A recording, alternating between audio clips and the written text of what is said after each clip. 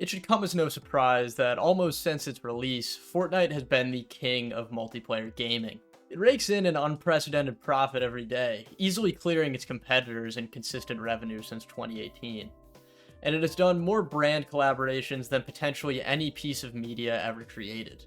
I played Fortnite long before its current state, so long ago that the Battle Royale mode had not even been added yet. Although it is hard to imagine now, there was a time when Fortnite offered up a novel charm.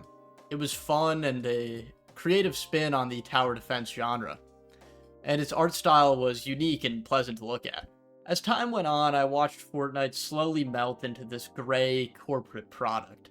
I purchased Fortnite the month it came out, and little did I know the game that I purchased would soon shed just about every feature I bought it for. Since the addition of Battle Royale, Fortnite has slowly turned into an interactive billboard, an advertisement that you pay to star in. Of course, it can become tiresome to listen to someone air their grievances about the popular thing. After all, Fortnite's shortcomings have been well documented over the course of its 7-year generational run.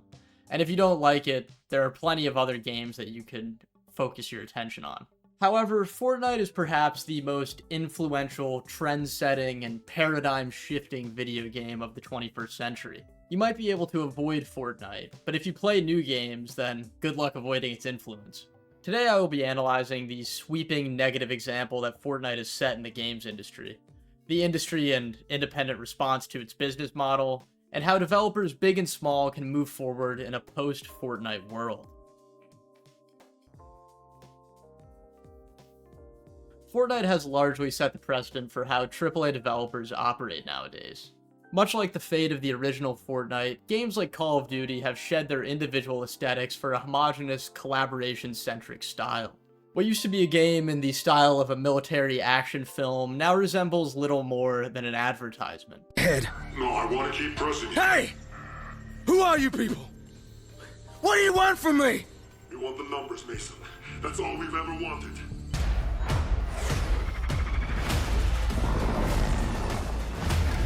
It's a clash of different brands and characters mashed together into an ugly, generic mess.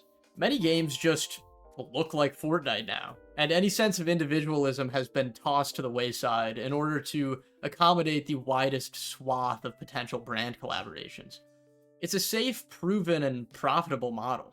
Young, impressionable players will repeatedly make purchases to get in-game items related to their favorite brands, and the presence of these brands in-game serve as topical advertisements for forthcoming movies, music, and other games. In other words, these companies will either pay or cut mutually beneficial revenue-sharing deals in order to have their IP sold in-game. And the game's user base then pays to own a piece of what is, ultimately, an interactive advertisement. This corpo style is visually aggravating from a gameplay perspective, but it also cheapens any potential artistic voice that a game developer may have.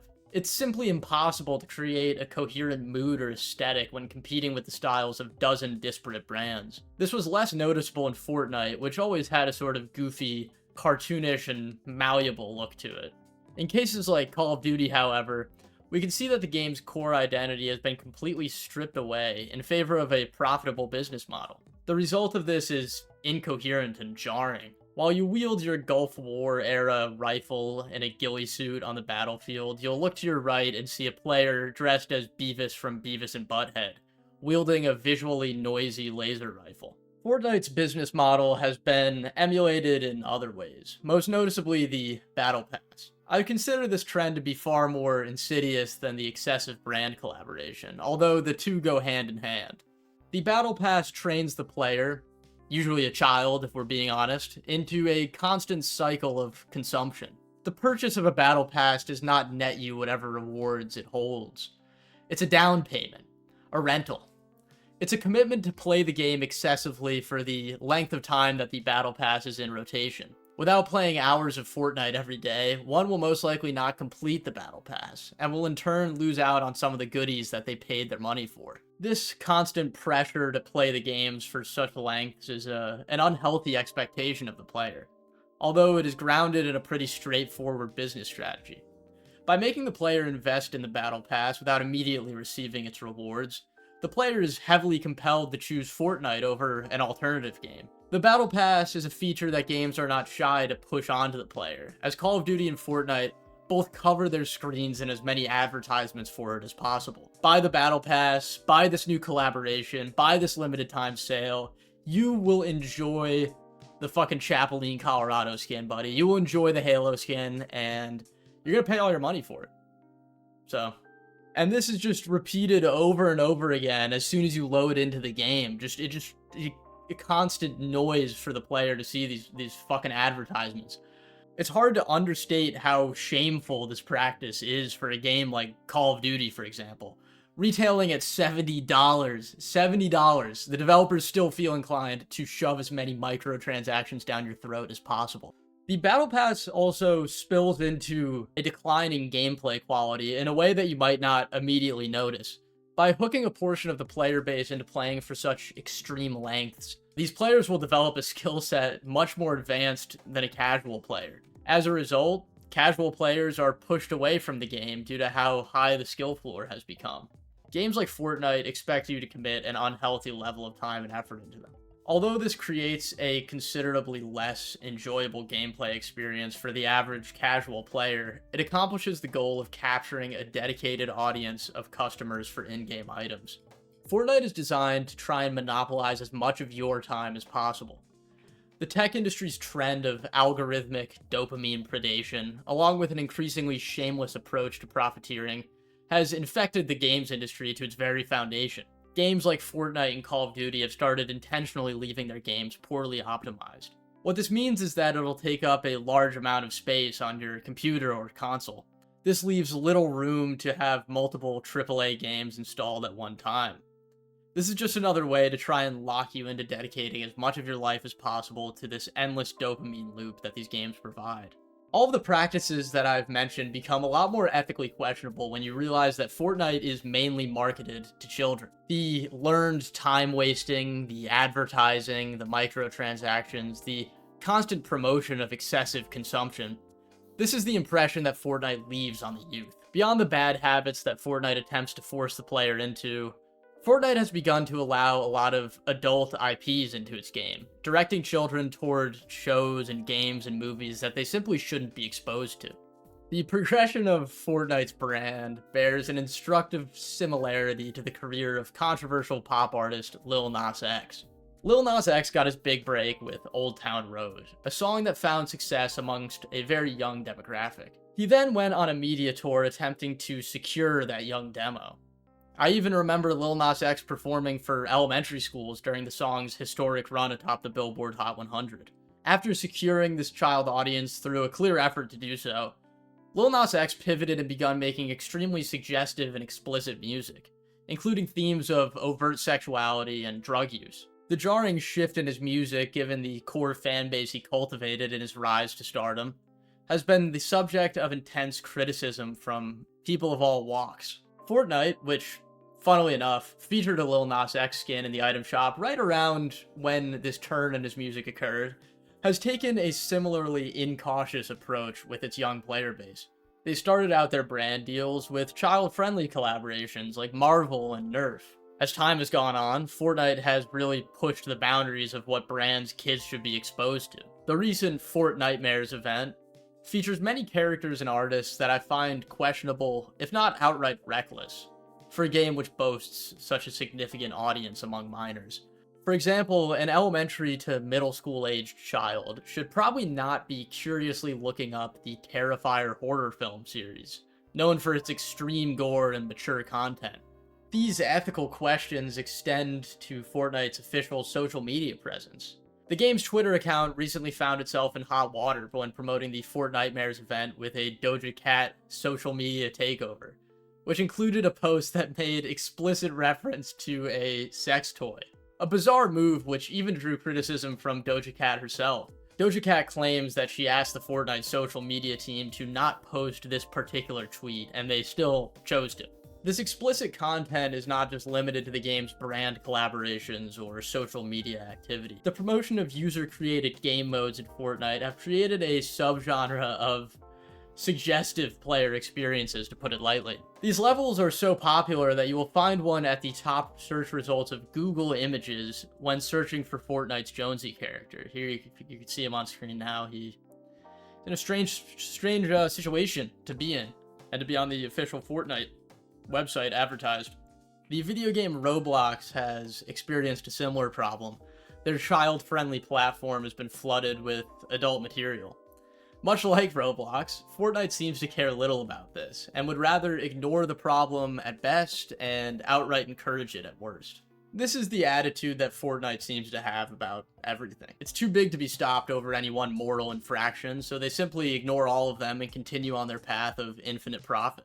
It's gotten so bad that former CEO of Fortnite, Donald Mustard, left the company over concerns of its future. This man was in many ways the architect of Fortnite's business model, and even he felt that they were going too far. So what can be done about this monolith that seems to destroy everything it touches? Hey guys, I just want to come in here and plug some things on the channel. If you would like to follow us on Twitter, me and my editor, here are our links now.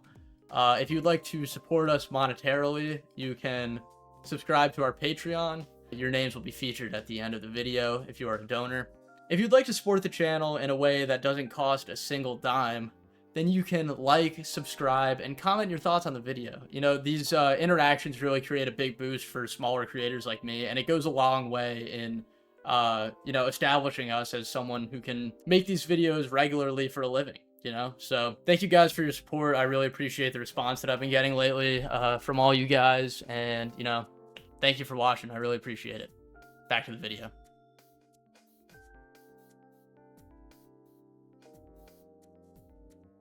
In the wake of AAA multiplayer gaming largely shifting towards this profit first, quality and well-being last style of game development, the indie scene saw a large vacuum in the industry. If AAA studios want to make big budget, overly competitive, and consumeristic games, then indie developers would make the opposite. Thus, the genre of Friendslop was born, and although there were some other factors that contributed to its creation, I do really think it was a direct response to the sort of landscape of the AAA scene. The unofficial name Friendslop comes from memes that are somewhat derogatory in their take on the genre, but I find these games to be a refreshing shift from the mainstream market, and their recent success shows that many gamers feel similarly. Friendslop is essentially a smaller game designed with a more casual, socially oriented gameplay loop.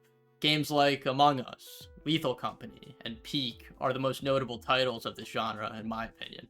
These games put an emphasis on essentially everything that Fortnite avoids. Lethal Company offers up an extremely unique experience, taking a pretty simple mechanic, collect items while monsters chase you, and polishes it to the point of near perfection. It's a small-scale game with high-quality design, and if you have a group of friends to play with, the replayability is just about infinite. Compared to the ever-evolving, competitive landscape of Fortnite, I find it to be a really refreshing change of pace. Another trend that Friendslop challenges is Fortnite's models of milking profits out of their player base.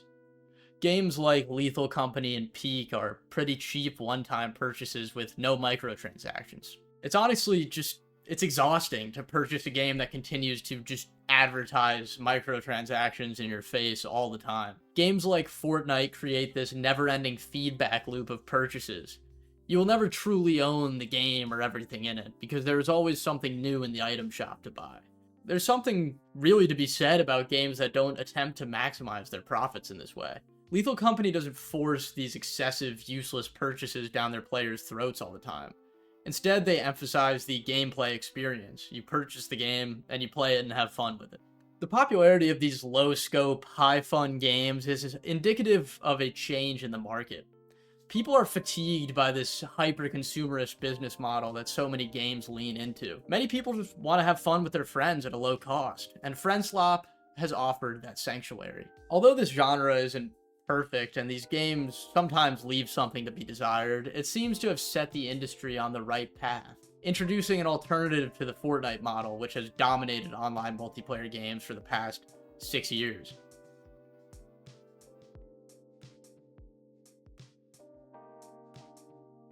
Based on everything that we've discussed today, I would like to take this time to speculate on what an ideal outcome of this phenomenon would be. Despite the refreshing take that Friendslop has provided, it still leaves a pretty vast opening in the market. Fortnite, Call of Duty, and other consumerist games still have firm control over the competitive multiplayer scene. As we've discussed, the business practices of these games create a high skill floor that alienates casual players. I'd like to see some developers approach a competitive game, let's say an FPS for example, with the philosophy that Friendslop has established. I don't need a battle pass, unlimited collaborations, or even any cosmetics at all.